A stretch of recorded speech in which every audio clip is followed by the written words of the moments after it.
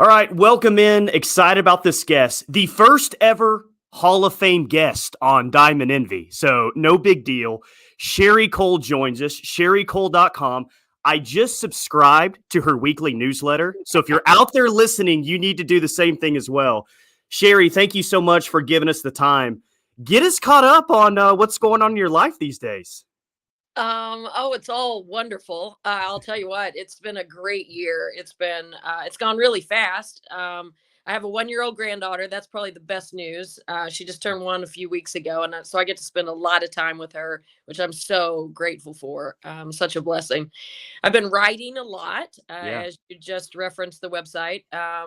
Working on a book, doing some public speaking, a little bit of mentoring, kind of dipping my toe in several things to see what I love the most. And writing definitely rises to the top of that. I really enjoy public speaking as well. And mentoring's been great. And I've loved those interactions, to be a part of a team and doing something in that regard. But it's been all new and different and exciting, and it's been fun.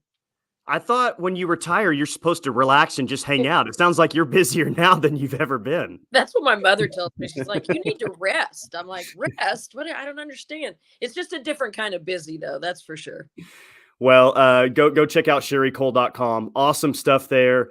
How much OU softball have you been watching? Well, as always, I would try to catch it on TV when I could because I was typically traveling, recruiting, etc. And now it's impossible to get a ticket. I mean, I know some people, but it's Sure. impossible to get a ticket. We got to get that stadium built, right? Let's get that stadium built so we can hold all the people who want to come watch. They're unbelievable. Unbelievable. And I think the consistency with which they not just produce results, but the disciplined consistency that they show every day, every at bat. I mean, it's just you just layer it, and the ultimate success explains itself through that vehicle. What was when, I guess, was your first interaction with Patty? And what do you remember about it? The very first time, I think, the very first time we met was at a Board of Regents meeting when I was just hired. And because I remember I had the picture in my office for years. It was Patty and Marita and I and the Board of Regents, President Bourne and the Board of Regents. And I was still extremely pregnant. And I had my daughter like 2 weeks after I got the job at Oklahoma. So it was right in that phase. And I remember, excuse me, I remember her saying, "Yeah, I looked like that when I got hired too." That's incredible. What's your relationship look like with her today? Do you talk Well, often? we don't talk often just because our lives are so different. And when Yeah. she's in the middle of season, she's in the middle of season and locked in. And I get that. I totally get that. But a random text here and there, and obviously thinking about her and watching her and pulling for her. And we do catch up when seasons are over. What about when you were both on campus, especially early on in maybe the late 90s and the early 2000s? Did you two ever swap coaching ideas? I understand it's two completely different sports, but whether it was recruiting or how to handle a certain thing with the team, did you ever have those types of conversations with Oh, Patty? sure, absolutely. And the campus at Oklahoma is sort of the way it's laid out. You don't run into each other. We were at the Lloyd Noble Center, and so Hmm. as basketball coaches, we didn't ever really run into other coaches unless there was something happening on campus, which makes it kind of odd. You don't have those water cooler conversations that you might, going up in the elevator or walking the stairs together. But we did reach out to one another, especially as landscapes shift. Those are the conversations that are most vivid, and the landscape would shift in terms of collegiate athletics. Whether it be new recruiting legislation. And I remember we had lots of conversations and I'm terrible with my years, so I won't be able to tell you exactly when this was, but when the shift to recruiting and signing really young players started to happen, it sort of crept in and to all of us head coaches. I mean, KJ was involved in those conversations, a lot of them as well. Just like, wow, we're recruiting 7th and 8th graders. Like, how do we control this? What's healthy for the future of the sport? What's healthy for these kids? How can we play a good role in that? Lots of conversations like that. If I were to ask Patty this question, I'm sure she would say, well, I've just got great kids, and that's what it comes down to. And I know that that's true, but I'm curious why you think she's been able to stay at the top for so long. Not only get to the top, but consistently be at the top seemingly year after year. Well, I think it has to begin with her individual groundedness. Like she has to know who she is and be firmly rooted in her own beliefs and her own system. And I'm talking about beyond how you run a softball team. I'm just talking about as a person, and who you are and how you fit in this world and with your relationships. It starts there, and then emanates out to a great staff, certainly, who have found the kinds of kids that she wants to coach and that fit her program. And the best players, many of the best players in the country, obviously. And then that daily discipline and that willingness to evolve, I believe, to maintain authenticity with what you believe and who you are, but yet also to be able to evolve with kids and with the state of the game. That's a big part of it as well. And then in her sport, being able to find those amazing pitchers and keep that stable, just full and replicating itself. That's such a huge part of it. And she's done that better than anybody in the history of the sport. You know, her team last week against Wichita State, another run rule win, 30-0 start, 25 run rules. And I'm looking at it and just saying, okay, well, it's another day at the park for OU softball. That's just how it is. But then in her post-game press conference, she comes out and basically saying that it's not good enough and that this team can be a lot better. You definitely had teams in the past where you probably knew that they were really good and had a great chance at getting to the Final Four. So what's Patty battling right now? Because she knows her team is good, but she still sees something that we don't. They still got a full potential that they can reach. What's that fight like as a head coach when everyone is telling them how awesome they are? It's hard to escape it, yet you're trying to keep them grounded and saying, no, there's so much more to achieve here. There's so much, more potential with the squad. How do you do that? Well, that's a great question. And I'll tell you also, it's the answer probably lies in the previous question that you asked, how she's been able to sustain it for so long, because she's coaching against the game. Mm-hmm. Every single day she's coaching against the game. She's not thinking about their record. She's not thinking about the score. She's trying to get as close to perfection with every at bat, with every field event, fielding a grounder, getting a long fly ball, relay, all that stuff. She's coaching every single essence of the game. And I think that for a coach, your hards just change depending on where you are and what you're doing. Everybody's got a battle where her battle is keeping them sharp and keeping them focused on the right things and keeping them continually improving. And the hardest part of improvement is the final 2, 3, 4%.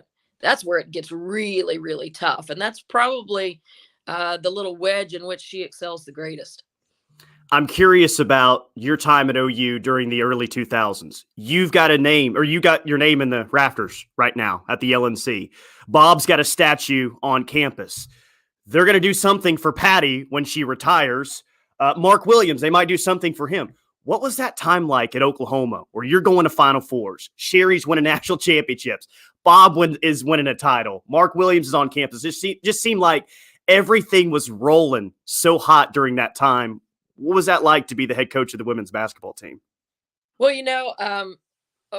we used to joke that we just went to the Final Four, which is like so hard to do. I remember in 2010 when we went back to back in 9 and then in 10, and back to backs are just like very few people do that, and we're like, wow. And we come back and we're like chopped liver because we didn't win the championship. and I think that's a great thing because success breeds success. Mm-hmm.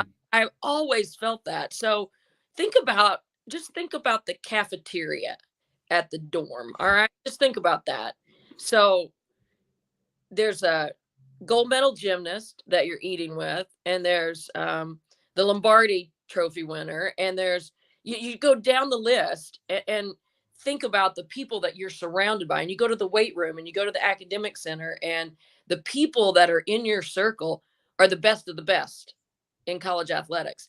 And that can't help but rub off on you. I just think excellence breeds excellence. And there's this great contagious environment there where everybody made everybody else better. This is probably the most difficult question I'm going to ask you. Current player, former player. Is there one in particular that stands out that could have played for you? Okay, on today, you got to ask that again. I'm not following you. Okay, on today's OU softball team today, is there a player that could have played point guard, power forward for Sherri Coale's basketball team? Oh, you're like making me choose my favorite children or something. Yeah, that's why I said it's going to be the toughest question I was going to ask you. Fifth on that. I can't do that. It's not fair. There are too many superstars out there.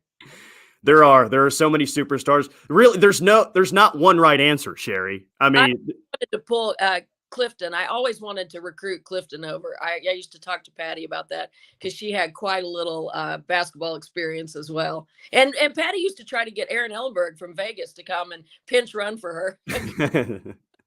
Well, yeah, it is difficult to get a ticket to an OU softball game right now. Luckily, you do have some connections, so I'm curious when you make it out to a game later this year, what kind of fan are you as a former coach? Are you going to be pretty reserved, just kind of a light hand clap when something goes well, or are you going to be out there fist pumping and being the biggest cheerleader that's out there?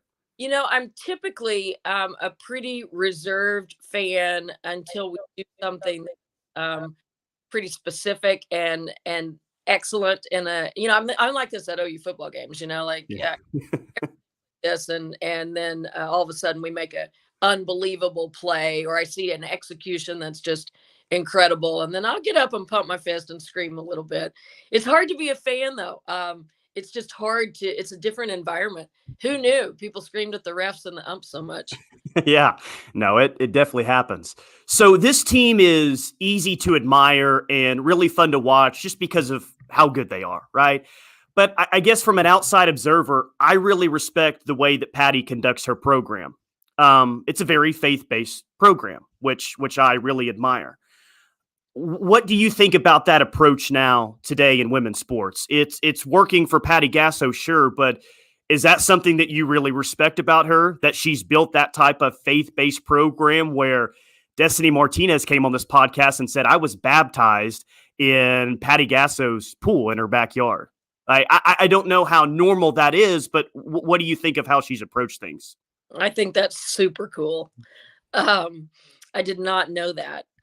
That's amazing. No, I think again it goes back to being authentic. That's who Patty is, and that's who her program's going to be. And if people aren't interested in that, or that doesn't appeal to them, then they go somewhere else, and that's okay.